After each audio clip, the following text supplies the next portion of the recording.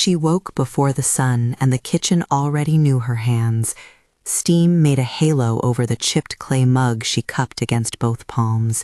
The mug was rough where it had been repaired years ago, a pale hairline of glue that Rosa touched without thinking. Its rim fit the hollow between her fingers like a memory, small, warm, faithful. Outside, the street was still a ribbon of fog, and the city moved only in muffled footsteps and shudders. Inside the Rue Chimented, everything had a place and a duty. A rag folded the size of a pocket, a kettle that had learned to whistle at a particular pitch, a photograph tucked beneath the saucer, edges softened by thumbprints. She was 38, though the world sometimes counted her by the years of other people's laundry. Rosa Hernandez was a mother who kept other people's homes. She straightened pillows the way some people say prayers, ironed shirts as if flattening out grief, and fed a succession of houses' mornings with exactly the kind of quiet tension that makes a life livable. Her own son, Mateo, slept under a blanket mended at the corners. He would wake with the city already answering itself and the smell of coffee waiting for him by the door. She made sure of that. 3 things named her: the clay mug, the photograph, and the soft, small scar on her left wrist where a tile had slipped when she was 10. The scar was pale as the inside of shells. When spring light fell through the kitchen window, it made an apostrophe against her skin. The photograph was of 2 children on a sunburned porch, their hair a frizz of childhood storms. One child, Rosa as a girl, held a half-eaten orange. The other child had a terrible, brilliant grin and a hand somehow tucked into Rosa's, as if to stop her from stepping away. Someone had written on the back in a looped hand, "Luce and Rosa, 1993. She kept that photograph between saucer and mug because the 2 belonged together, warmth and someone who had known her before the work and the names. Sometimes she would hold the photograph and feel the pulse of the other life, small, uncertain, but present, like a not-yet-read letter. She did not speak of the past much. There was no prize in it. There was only the thread that kept tying her to a person she had not seen in 20 years, the feeling that somewhere in another city or house, a grin like that might still open the door. Her current employer, the Mendoza household, had been a steady rhythm for nearly a decade. Don Rafael had been the kind of man who smelled of pipe tobacco and ledgers, and old generosity folded into his memoirs. He liked things orderly, and so Rosa made them so, polishing cutlery until the silver sang, sweeping dust until the house felt like a held breath. After he died, things turned. The estate named an executor. The staff exchanged glances and reshuffled duties. New managers came with new expectations. A name on a door can change what a person is permitted to be. Rosa kept doing what she had always done, though her hands now sometimes trembled when she reached for the kettle. The day it started to tilt was small in every way, and huge in the way small things are, like a coin left in the gutter. She was sweeping the back steps when someone shouted from the courtyard.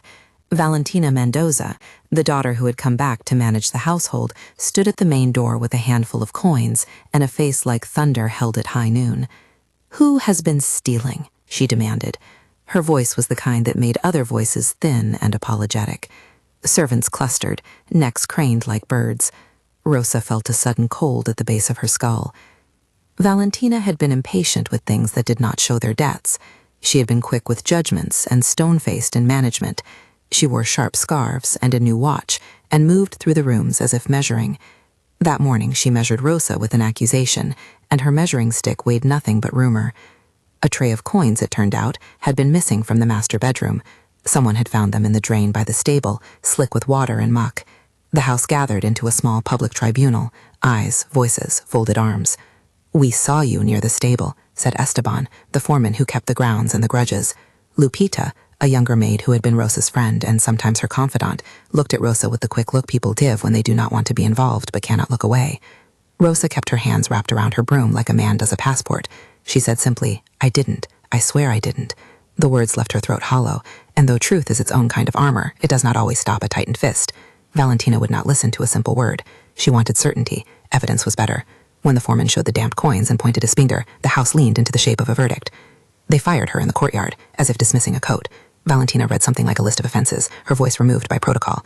Rosa's son stood on the other side of the iron gate, wide-eyed.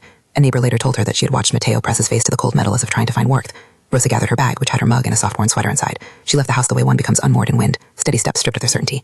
Humiliation did not arrive in a moment. It trickled, like water at the edge of a roofline. The story softened into the town. The woman from Mendoza's house. She took their coins. People looked away or looked with a kind of hunger. Rosa's neighbors pressed their lips together. A few people collected the rumor and stood like a hedge. Lupita's eyes were heavy with something like guilt. She came to Rosa's door later and said, "I," and then folded her hands as if to smooth her own collar. Word reached Padre Miguel before Rosa knocked. The church was a small white building at the corner, its bell dented and patient. Padre Miguel knew seasons of suffering like a parishioner knows cities, small and numerous. He welcomed her, gave her a cup of coffee and a corner by the radiator. In the dim, sacred hush of that space, Rosa allowed herself the shame, hot, damp, sweeping its own footprints into the floor of her chest. Padre Miguel listened, and then did the single human thing that cost less than it should, but was heavy in the ledger of grace. He sheltered. He found space on the back pew where Rosa could sleep, and a neighbor who could give her Mateo a roof for the week. "Wait for the truth," he said, pressing a hand to the photograph when she showed it to him, as if paper were pulped prayer. Rosa clung to that soft edict. Wait. Days blurred into weather, rain that made the gutters sing, heat that made the church bell quiver. Rosa washed cups in the church kitchen and sewed over a hole in the hem of a cassock until her fingers knew the rhythm. She kept her mug wrapped in a napkin and held it as if it were a compass. The rumor did not stand on facts, but someone in the distance of the story knew there were papers that could. Don Rafael had been a man of papers. He had a ledger stuffed with notes about who had worked and what was owed. He had confidences written under his shirt sleeves, small deeds, and a sealed file. The idea arrived like a rumor of rain, that in the town's records, someone had a document that could name a worker's years of service, or perhaps a letter noting how a housekeeper had saved Don Rafael's life once. Perhaps the old man had left a sealed will, not public until a reading.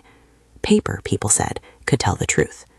Rosa learned that a sealed envelope, kept by Lenciato Fuentes, the notary, sat in his office under a strip of red wax like a sleeping thing. Lenciato was a man of precise hands and spectacles, and he liked order. The sealed thing was a possibility, a hinge. Rosa told Padre Miguel, and he said quietly, "If that file names you, it will not make you disappear. It will make others see what they refuse to see." But stories have knots in them, places where they tangle. To reach Lenciato, she needed money for a copy of the records, or a bearer permission to ask. She needed someone to sponsor the request. Valentina's family still controlled the house and the ledger, and the rumor had hardened into suspicion that made doors shut quietly. Rosa walked the district with a small, steady desperation. She visited former guests of the household, one by one, carrying muffled apologies if the conversation allowed it. Some answered with blankness. Others closed the door before she could ask. During those days, while she waited for paper to decide her fate, Rosa found herself rereading the photograph until the edges wore thinner. The girl in the photo, the grin, was a ghost that had become a kind of map. She began to name the features carefully, rehearsing them: the slope of the other girl's jaw, the small nick in her front tooth, the way she had tied a ribbon in her hair. Those details were seeds, and seeds can sprout into recognition. She told herself she would follow where they led. Then an intermediary appeared, a young paralegal who worked for Lenciato, a woman with a ledger-colored notebook and a curious mouth. She had been in the Mendoza house years ago to deliver mail and had seen Rosa at work. "There is a sealed document," the woman said, "but it's not simple. The notary will open it only for the family or in a public reading." Her voice had the dry clarity of someone who had learned the body's economy of hope. It could help, or it could be nothing. Rosa lived with that or nothing for a while. She and Mateo slept in the small parish room on thin mattresses. In the mornings, Padre Miguel made sure they had soup and a slice of bread. Rosa mended the altar cloths, bought bar soap with the spare coin the parish allowed her, and every evening after supper, she held the mug and the photograph and whispered the names like a small incantation. Luz, Rosa, Luz, Rosa. When the notary finally said there would be a reading, he chose the municipal hall because he did not want the estate's courtyard to stage another dismissal.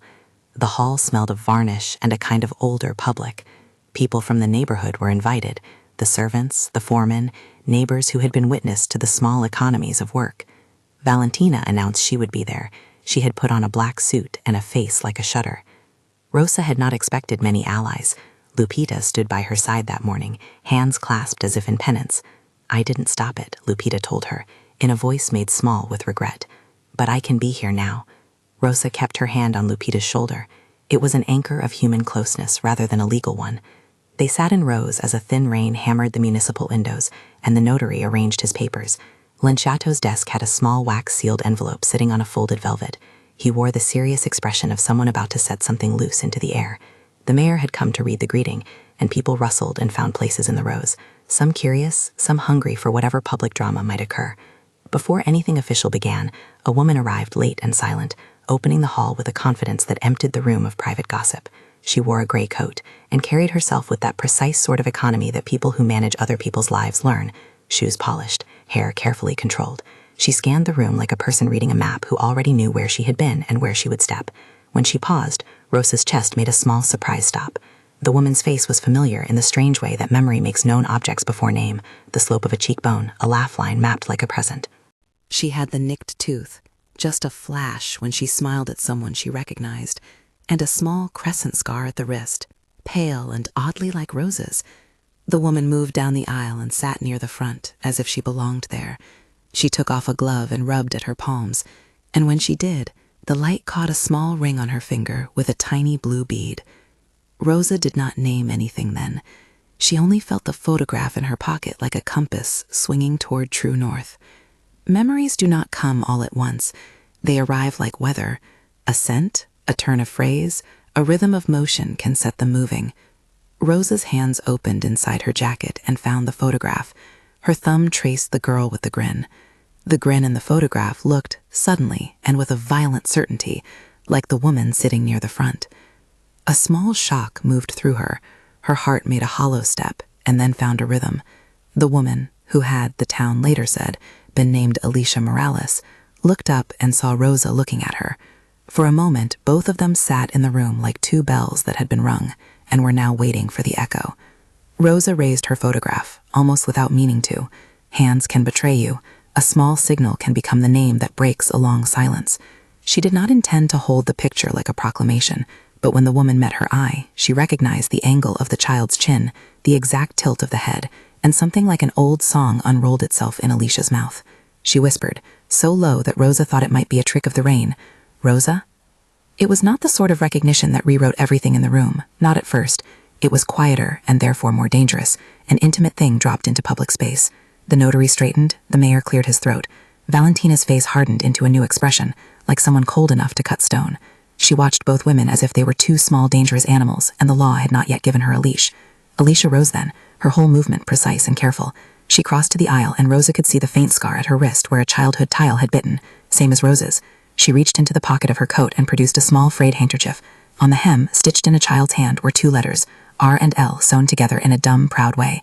Alicia held it like a relic, and her eyes were water-bright and perfectly human.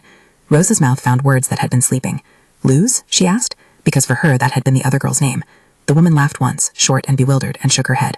No, Lenny. Luz was her nickname. Alicia smiled, shifted then, quick as a shadow. Rosa from the porch, with the orange. Time refracted. The municipal hall lost its varnish and became a porch with a son that had known two small girls who had tied ribbons and eaten oranges, and had learned to split their hopes into halves. Everyone else was soundless in that sudden intimacy. For months, in rooms of suspicion and rumor, Rosa had not allowed the interior of her life to be called into the light.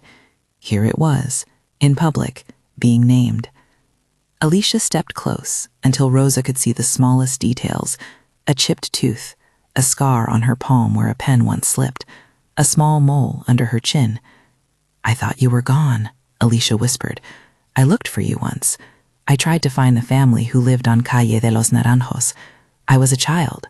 I had no name to give, only a story you told me once about a clay cup." Rosa blinked. Her mug had been a clay cup with a single blue dot near the rim, where it had been fired a little too hot. She kept it wrapped, and then she found herself telling the scorching smallness of it to Alicia. "It has a blue dot. We used to break cups and glue them. You used to punch my shoulder when I tried to hide the oranges." Alicia laughed, and the sound was all the thing that had been missing. "You were always stealing fruit. You kept calling me Little Light, and I would roll my eyes at you. I kept the ribbon, but I lost the ribbon after the fire. I didn't know you were here." Their exchange was as impossible as a small, perfect happening. People in the rows shifted and looked at the two women like they were a painting come to life. Valentina's lips moved, but no sound came out. Esteban folded his arms as if to hold the room in shape. Lupita breathed out a noise that might have been a prayer, might have been a confession. The notary cleared his throat and made the sign that the public business was about to begin. This is the moment when the ordinary pushes against the formal, and something has to give. The sealed envelope sat between two leather-bound ledgers like an animal waiting to be named. Linciato picked up his spectacles, and his voice found the flat pitch reserved for official reading. "We are gathered," he said, and the words were small, the way someone lowers a curtain on a stage. Alicia and Rosa turned to each other with a kind of wide astonishment that made the municipal hall breathe as though they had been underwater. There were a dozen ways the world could respond to such a reunion. It could break into neat paperwork and tidy problems. It could be an opiate that made grievance irrelevant. Or it could let both the personal and the public happen at once. Two stories braided and messy. Rosa felt the photograph tremble in her hand. The notary's wax seal had a small press mark, like a coin. Someone was going to break it, and paper would unfold truth in a way that was both incalculable and inevitable. She looked at Alicia, who had folded the frayed handkerchief and placed it carefully back into her pocket, as if handling evidence or prayer. "You are," Rosa began, but the notary's next sentence folded across her like a folding screen.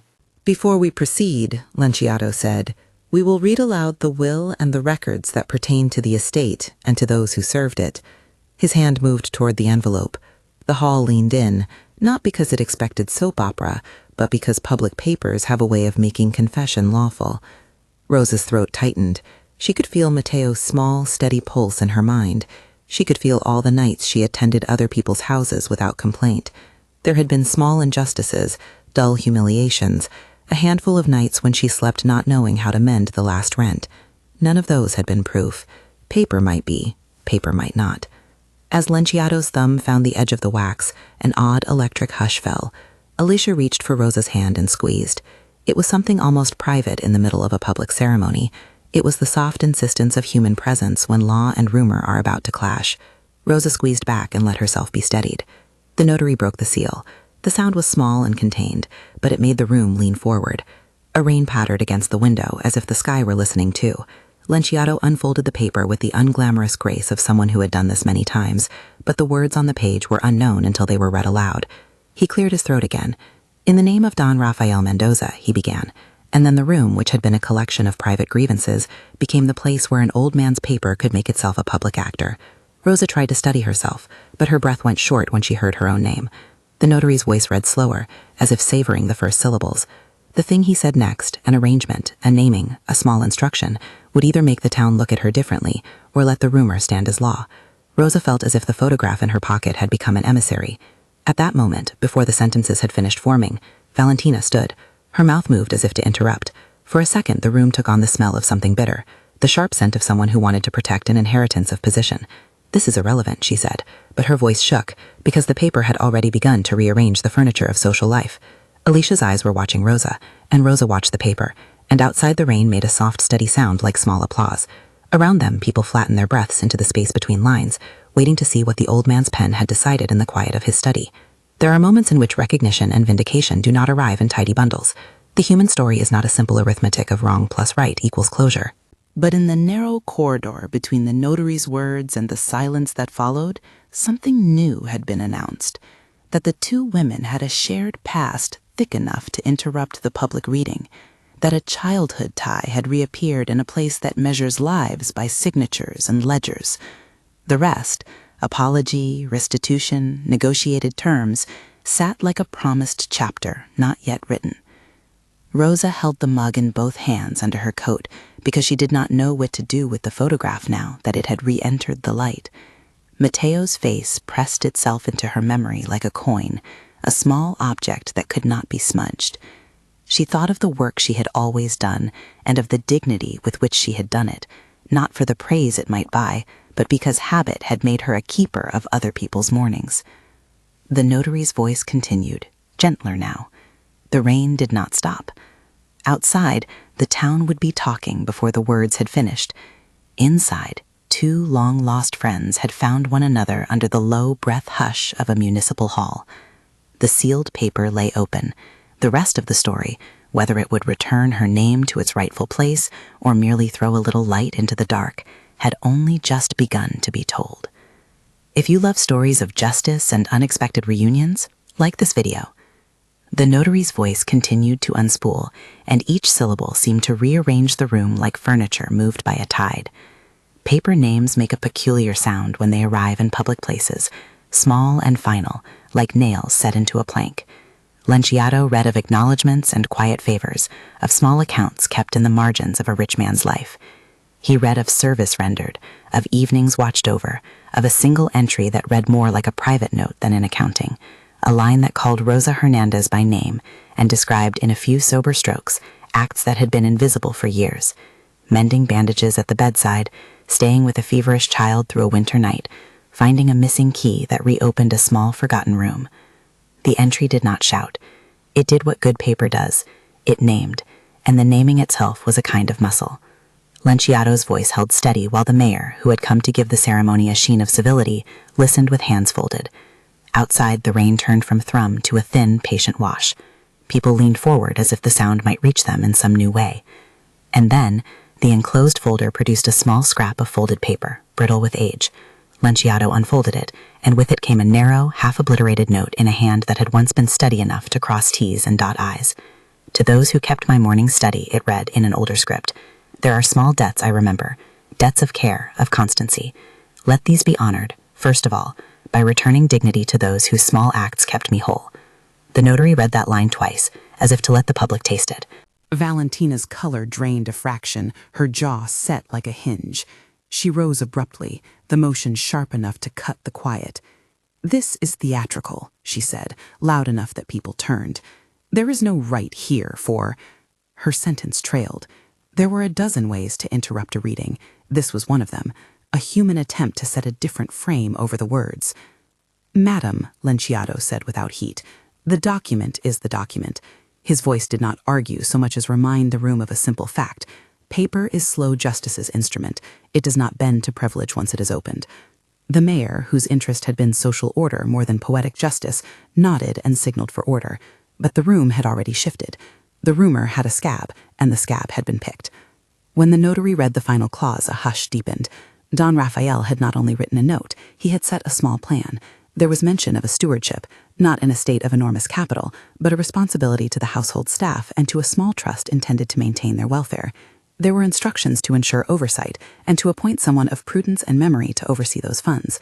The words were deliberately plain, as if he had wanted the mechanism to be understandable to anyone who had been dismissed as invisible. The practical implication was both modest and enormous. The paper did not say, "Rosa shall be queen." It said something better. It recognized that certain people had long held the estate together in ways that money rarely sees, and it required that those people be treated as stakeholders. It required oversight and a named steward. For people whose days had been counted by tasks, that naming offered both protection and voice. It should have been enough to quiet the room, but human stories rarely yield to a single sentence. Valentina had her own ledger of grievances, of losses she imagined, of a family's dignity she felt threatened.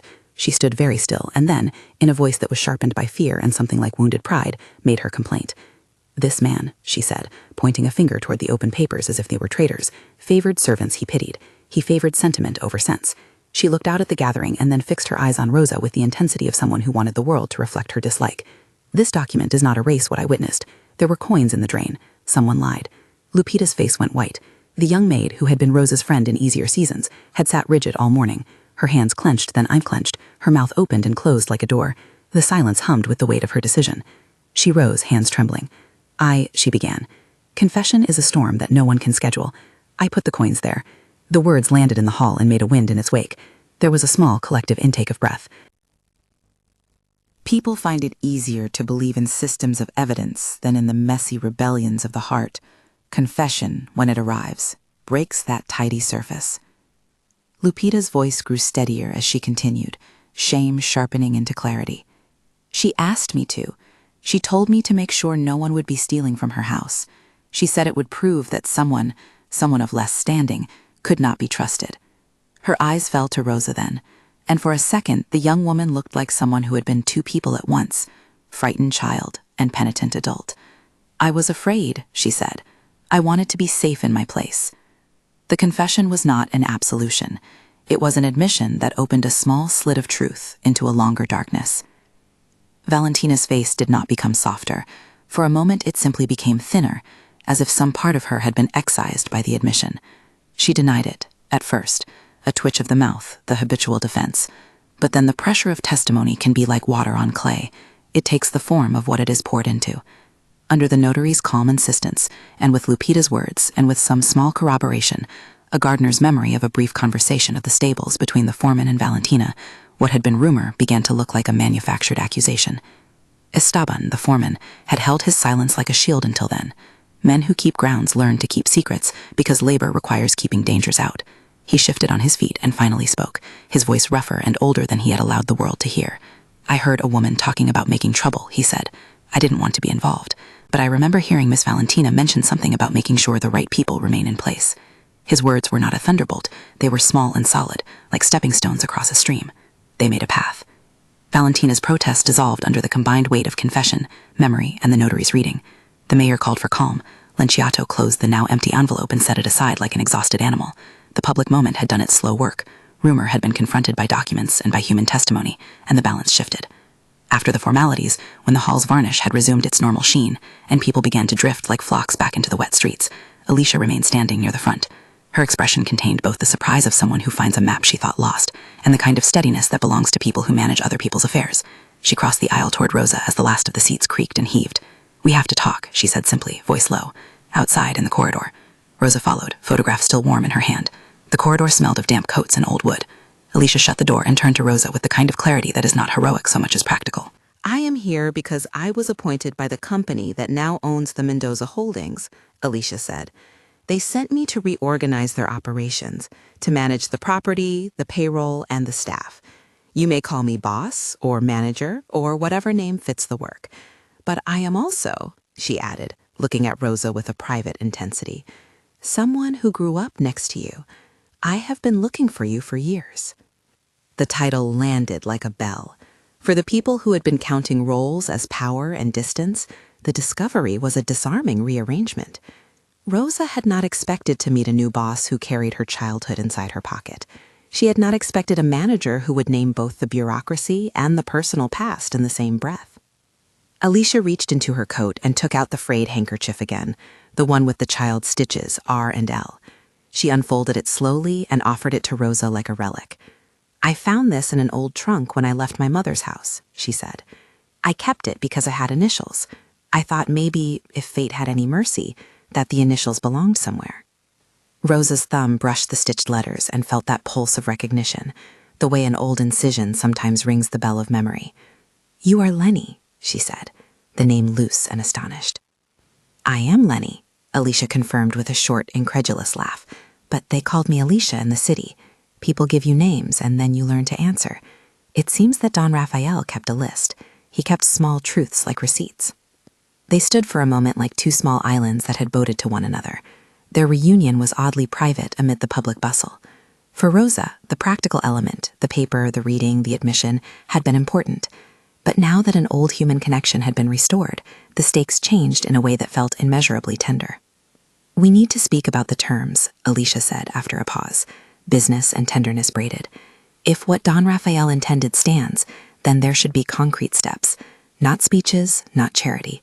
A ledger account, oversight, wages reviewed, and housing repairs. There is a line in my contract," she added, "that allows for staff representation in the estate's budget. I can bring this up with the board, but we'll need witnesses and we will need signatures." Rosa listened to Alicia and felt for the first time in months something like relief that was not edged with fear. She could imagine, in a way she had not dared to, the small practicalities: new beds, a reliable pot for the kitchen, a ledger that recorded overtime and sick days. The naming on a page had opened a door that wouldn't close simply because a rumor insisted. But there were further reckonings. The town had seen humiliations, and not all wounds are healed by contracts. Some required apology, and more complicatedly, the kind of accountability that leaves enough dignity on both sides to make repair possible. Rosa did not want spectacle. She wanted practical repair, and oddly, she wanted to know why people had been willing to see her as less than human. There is a grief in being persistently invisible, and a stubbornness in wanting that not to happen again. In the days that followed, negotiations began to unfurl like a cautious loom. Alicia used her position to convene a meeting that included the mayor, Lenciato, Padre Miguel, members of the household staff, and a representative the workers trusted. Padre Miguel had suggested Rosa herself, though she had to be pressed to accept the role. Valentina attended, still coiffed and sharply dressed, but with a new carefulness to the lines of her face. The first thing they did felt almost comically small. They replaced the old rickety beds in the servants' quarters. Such smallness is freighted with meaning. A bed that does not cave under a parent's weight is, in its own way, a small form of dignity. A ledger marked the purchase. Another entry recorded a communal fund for health and schooling. They appointed a committee to oversee the funds, 3 signatures required for major disbursements, and Rosa's name, written with her hand on the dotted line for the first time in the public register, made the paper look like a living thing. Valentina attended the meeting and, under the pressure of witnesses and the quiet gravity of the notary's office, offered an apology that was part public statement and part private trembling. "I misjudged," she said. "I acted to protect what I thought was our legacy. I was cowardly, and I am sorry." Her words did not erase the injury. They were, however, an opening. Rosa accepted the apology, not as grand magnanimity, but as a pragmatic step that unsealed future possibilities. "I will not pursue vengeance," Rosa told the gathered group, "but I will ask for the terms to protect others." The terms they agreed upon were not utopian, and that was their strength. They set a monthly stipend for staff welfare, a fund for medical needs, an annual audit that required 3 signatures, including that of a worker representative, and an agreement to provide school materials for the children of the staff for the coming year. They promised regular checks on housing maintenance and established a small clinic, initially a room with a nurse and basic supplies, that could handle minor injuries and coordinate referrals. The measures were written into a public statement and signed by the mayor, the notary, and by Valentina and Rosa. The signatures were practical gestures that would make it harder for rumor to solidify into harm again. Not every heart was soothed. Lupita came with her own requests: permission to stay on the staff and be allowed to work towards restitution through service and community work. She wanted to be useful in a way that did not feel like charity. Rosa heard that request and found herself saying yes. Forgiveness in this story did not mean forgetting. It meant creating conditions in which the young woman could re-anchor herself in a community that required honesty. Alicia, whose position as manager gave her real authority, instituted changes in payroll practices and insisted on clearer records. She and Rosa worked together to institute a new roster, one that acknowledged overtime, one that made room for leave. Alicia insisted, too, on holding mandatory meetings with the staff to open lines of communication. "Not because I am a savior," she told Rosa one afternoon as they sat at the small kitchen table beneath a single bulb, "but because systems built in secrecy only become instruments of harm." Rosa pressed her palm to the clay mug in the quiet of that evening and felt again the blue dot at the rim in her mind. Little tokens gathered great meaning in her life. Alicia found in time that the adjustments she made not only changed the ledger, but shifted the tone of the house. Where Valentina had once ruled with distance, formalities replaced suspicion. Where Esteban had kept silent, he began to keep a small record of hours and supplies as his conscience permitted. Little by little, the estate's life began to feel someone else's kindness more than an imposed order. There were practical difficulties. Money is not an infinite thing, and the board that owned parts of the estate was cautious. Alicia fought small bureaucracies, delayed approvals, tight budgets, and people who saw change as risk. She argued in boardrooms with the steady patience of someone used to poundings of corporate procedure. But she also put into the ledger the small things that matter: a weekly allotment for the clinic, a budget for school books, a contingency for housing repairs. She made it clear, with business-like bluntness, that the estate's long-term value would be better sustained by those who were not exploited. The town watched this slow reconfiguration like watching an old building be retrofitted: strange scaffolding, then new bricks. Some people were skeptical of the reforms. Others, especially the staff, watched with a light that looked like hope. Padre Miguel continued to press for community-based support. He arranged a meeting between Rosa and the local schoolteacher. It was decided that Mateo and other children of the staff would receive priority placement. At home, Rosa adjusted to the modest but real changes.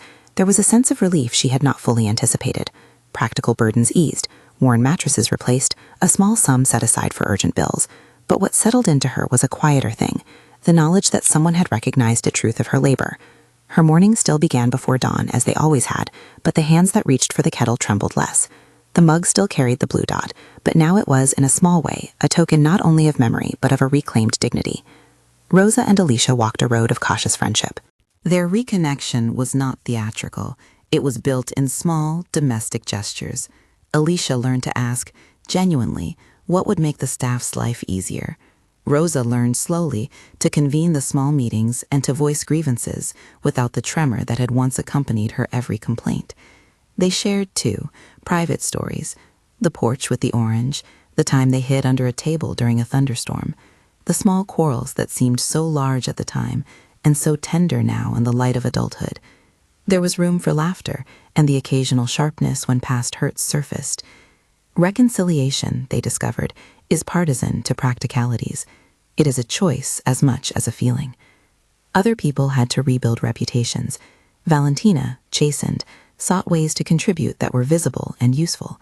She began to fund a portion of the clinic's supplies privately and to attend community health talks, partly out of genuine regret and partly from a dawning awareness that social standing required more than inherited privilege. Esteban, once gruff, turned into a pragmatic ally for better maintenance schedules and transparent accounts. Lupita, under Rosa's quiet supervision, took on work in the clinic as an assistant and slowly earned back the trust of her peers by showing up with steady hands and sincere apologies. 6 months later, change wore a softer shape. The servants' quarters were brighter. New sheets, small lamps with working bulbs, mattresses that did not sag. A modest sign above the clinic door read, "Community care, staff and families welcome." A teacher had begun classes for the children in a repurposed storeroom. Shelves cleared, a blackboard hung, tiny chairs arranged in a rough semicircle. Mateo, who had once watched the world through the bars of the estate gate, now walked to school with a satchel and a bright, uncertain grin. Rosa walked beside him some mornings until he felt comfortable enough to go alone, and then she returned to her duties with an odd, light peace. Within the household, new rituals took root. Payrolls were checked by 3 signatories. A monthly meeting convened to review living conditions and any grievances, and Rosa's voice, once small, had a place in the room where decisions were signed. She did not become distant from the work she loved. She still loved to set a table in a way that made strangers feel at home. Dignity for her had always been in the details, the way a plate was centered, the warmth of the bread, the manner in which a child's fever was recognized. Now those details had a protective cloak. The restoration of her name and rightful position did not remove the memory of humiliation. That would have been dishonest. Humiliation leaves shadows in the corners that good deeds cannot sweep away overnight. But over time, the memory began to sit alongside other things: apology offered, confession given, systems altered. People began to call to mind the way the notary had read the old man's words aloud, how public truth had forced a private reckoning. The ledger, once a repository of anonymous numbers, became an instrument of accountability. Rosa kept the photograph in a new place. She had it framed simply, linked over food, but the mechanism that had been set in place required conversation rather than rumor. People could say how they felt, and the space for grievance had an audience and a record. One autumn afternoon, Rosa sat on the stoop of the staff quarters with her mug in both hands and warm light on her face. Mateo was doing his homework under the watchful eye of a neighbor who volunteered after school. The clinic's door was ajar, and a nurse walked past with a small child cradled in her arms. Laughter, small and bright, drifted from a classroom where the teacher read aloud. There was a modestness to the scene, a town that had not been remade overnight, only gently rearranged. Alicia came out carrying a parcel of clean linens and paused nearby. She and Rosa exchanged the look that old friends have when they know the other's quiet places. It was not a glance that demanded anything dramatic. It simply acknowledged that life had been altered. "You did not have to take on the weight of paperwork," Rosa said, as Alicia sat down on the step beside her, the familiar nick in her tooth showing as she smiled. "I had to," Alicia answered simply. "It was the right thing, and because of your steadiness, it was also the smart thing." She tapped the parcel with a small, decisive finger. "People work better when they are respected.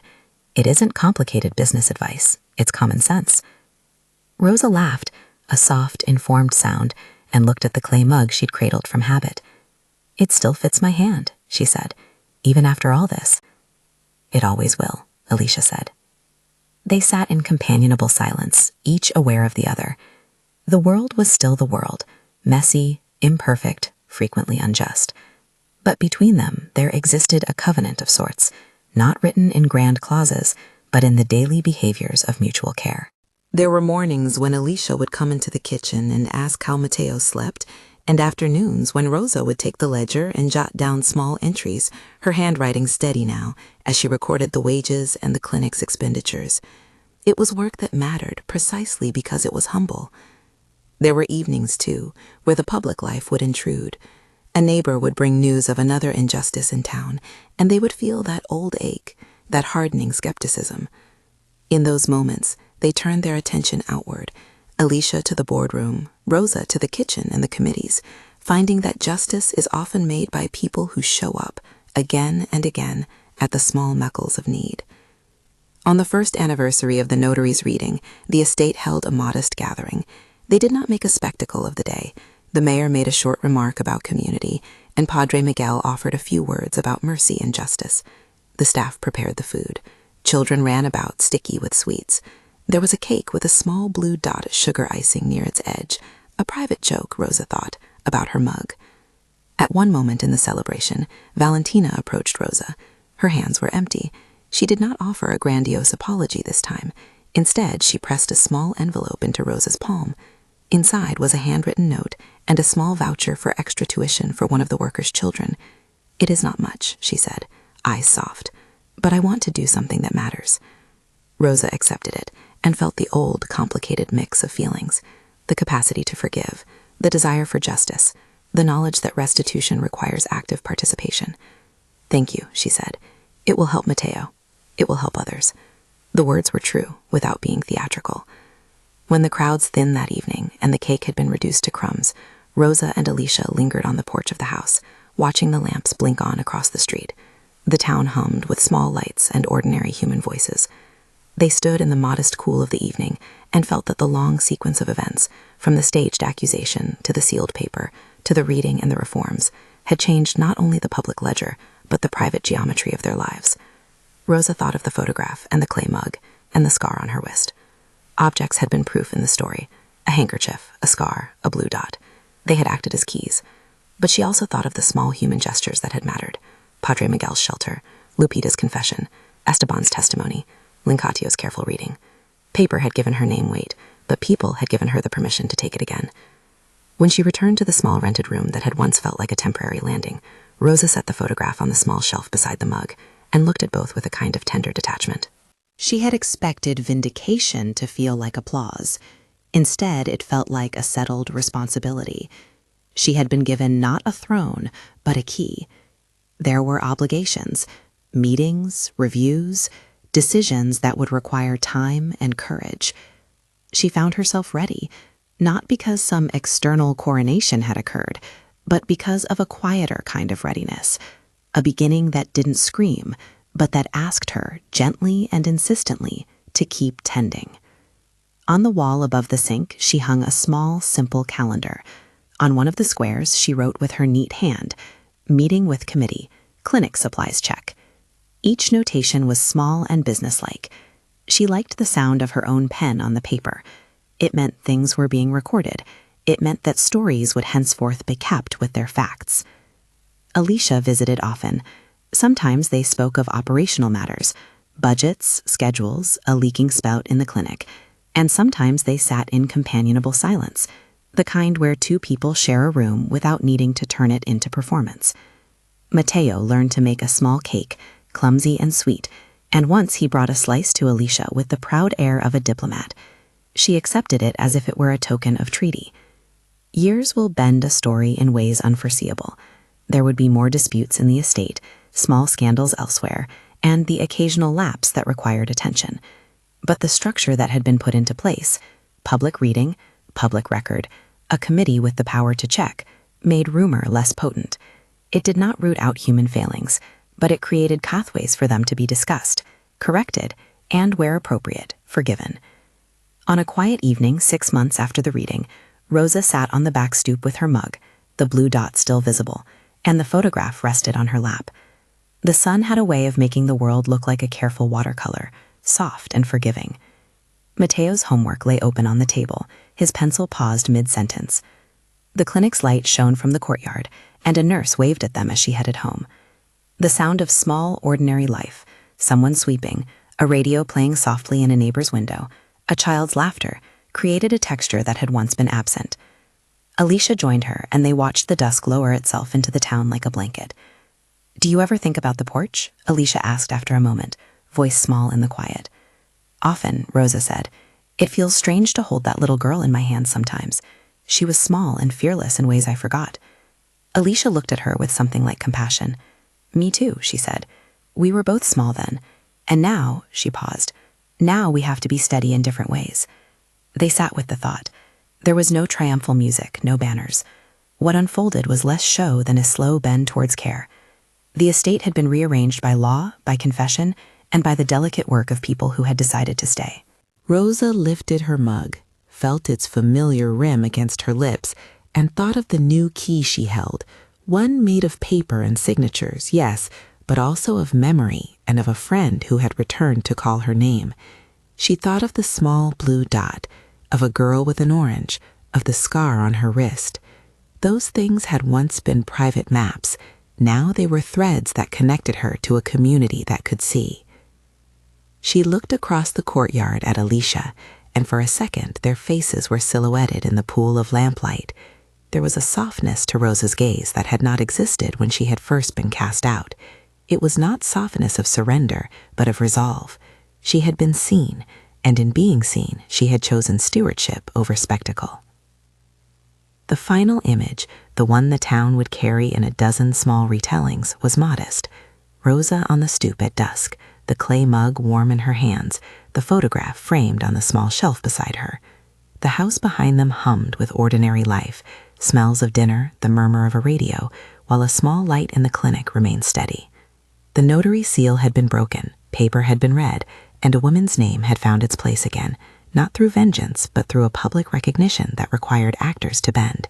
A notary, a priest, a mayor, a confessed friend, a foreman who remembered, a manager who insisted on records, and a mother who kept small rituals like talismans. Some wounds do not close entirely. Rosa carried in her chest the memory of shame, and sometimes the room smelled like it had on the morning she was dismissed. But there was also the stronger presence of a return to dignity, stitched together by human honesty and by the slow, patient work of repair. At the very end, when the town had settled into its night rhythm, Rosa turned the phonograph in her hands until the face with the grin met hers. She thought of what it meant to be chosen, both to be chosen for blame and to be chosen for trust. She thought of the child Mateo, asleep now with a small shoe soggy at the edge from the day's puddles. She thought of Lupita, who had learned to be brave enough to confess. She thought of Valentina, who had learned that apology must be followed by change. She thought of Alicia, her new boss, her old friend, who had bridged the functional and the personal with a fierce and steady hand.